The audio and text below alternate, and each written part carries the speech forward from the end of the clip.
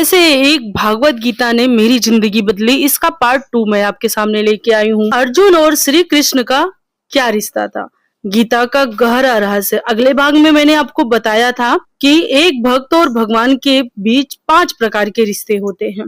क्या आप जानते हैं कि भगवान से आपका भी एक रिश्ता है? जी हाँ, आप अकेले नहीं हैं, आपका भी एक सीधा संबंध है भगवान से।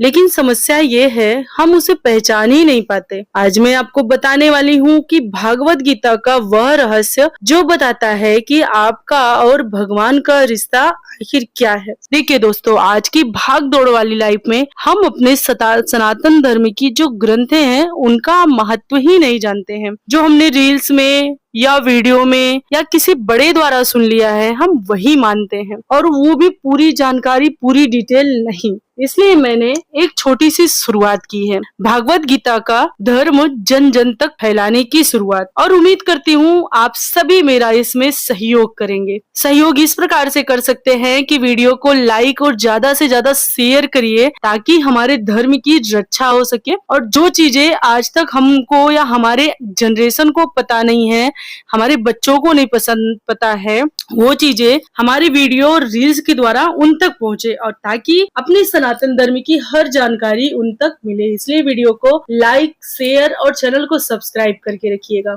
एक भागवत गीता में इतनी ताकत है कि वो आपकी हर जिंदगी का सल्यूशन दे सकती है। अगर आपने 10 मिनट भी रोज इसको पढ़ने की आदत डाल ली तो आपकी जिंदगी पूरी तरीके से बदल जाएगी। तो चलिए ज्यादा टाइम वेस्ट नहीं करते हैं, वीडियो को स्किप मत करिएगा, आपको बताते हैं वह गहरा रहस्य। जब अर्जुन युद्ध भूमि में खड़े थे तो वो सिर्फ एक योद्धा नहीं थे, वो एक उलझा हुआ इंसान थे। डर, मोह, भ्रम सब कुछ था उनके अंदर। तभी उनके जीवन में मार्गदर्शन देने आए भगवान श्री कृष्ण। लेकिन यहाँ एक बात खास है, अर्जुन और श्री कृष्ण का रिश्ता सिर्फ भगवान और भक्त का नहीं था, वो था मित्रता का रिश्ता, सखा भाव। गीता के अनुसार हर जीव का भगवान से एक खास रिश्ता होता है, और ये रिश्ता 5 प्रकार के हो सकते हैं। शांत भाव, निष्क्रिय भक्ति पहला होता है, जहाँ भक्त भगवान को मानता है लेकिन दूरी बनाए रखता है।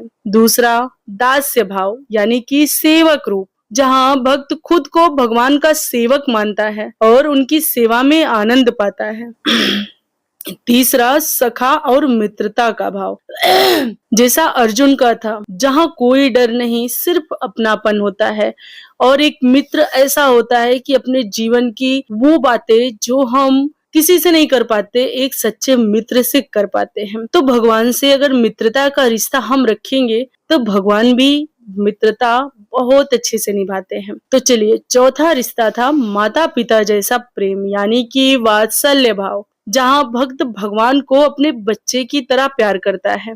पांचवा और सबसे गहरा रिश्ता जो आज के जीवन में बिखरता जा रहा है, माधुर्य भाव, प्रेमी दाम्पत्य भाव, सबसे गहरा प्रेम, जहाँ भक्त भगवान को अपने जीवन का सबसे प्रिय मानता है। इन 5 में से हर इंसान का एक रिश्ता तय होता है, लेकिन सबसे दुख की बात क्या है पता है? हमने सिर्फ भगवान को नहीं भुलाया है, हमने अपना रिश्ता भी भुला दिया है। हम दुनिया के रिश्तों में इतने उलझ गए हैं कि सबसे असली रिश्ता ही खो दिया है। गीता कहती है हर जीवन का भगवान से नित्य संबंध है, उसे ही स्वरूप कहा जाता है। लेकिन जब अर्जुन ने श्री कृष्ण की बात सुनी तो उनका डर खत्म होने लगा, उनका भ्रम दूर हो गया, और वही अर्जुन जो युद्ध को छोड़ना चाहते थे, वही अर्जुन धर्म के लिए खड़े हो गए। यही है गीता की शक्ति। ये सिर्फ ज्ञान नहीं देती है, यह इंसान को बदल देती है। अगर आप भी कंफ्यूज हैं और आपको समझ ही नहीं आ रहा है कि क्या करें, तो एक बार गीता को समझने की कोशिश जरूर कीजिएगा। आपको आपका रास्ता भी मिलेगा और आपका असली रिश्ता भी मिलेगा।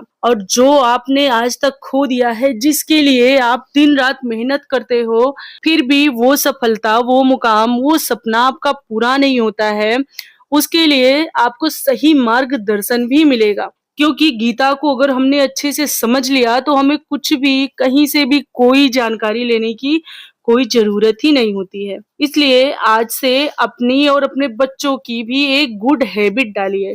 रोज सुबह, शाम, मॉर्निंग, इवनिंग, आफ्टरनून, जब भी आपको टाइम मिले तो 10 मिनट ही, ज्यादा नहीं, आजकल क्योंकि सभी की लाइफ बहुत ही ज़्यादा बिजी हो चुकी है, लोगों को टाइम ही नहीं मिलता है। किसी को ऑनलाइन वर्क होता है, तो किसी को बाहर जाना होता है, घर सँभालना होता है, बच्चों के ऊपर भी पढ़ाई का बहुत ही ज़्यादा प्रेशर आ चुका है। लेकिन फिर भी जब भी आपको समय मिले, मैं ये नहीं कहती कि सुबह ही उठ जाइए, जब भी आपको टाइम मिले 10 मिनट अपने बिजी ज़िंदगी का भगवान के लिए एटलीस्ट तो निकालना ही चाहिए।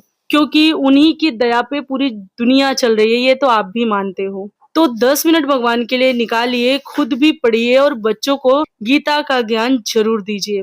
इससे एक सच्चा रिश्ता कायम होगा आपके और आपके बच्चों और फैमिली के बीच में।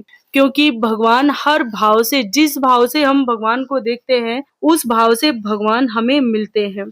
यह स्वरूप ही अर्थात स्वाभाविक या मूलभूत स्थिति की पूर्णता कहलाती है। अतएव अर्जुन भक्त था और मैत्री में या भगवान के संपर्क में था। हमें इस बात पर विशेष ध्यान देना चाहिए कि अर्जुन ने भागवत गीता को किस तरह ग्रहण किया। इसलिए इसका वर्णन हम आगे के अपने भाग में करेंगे।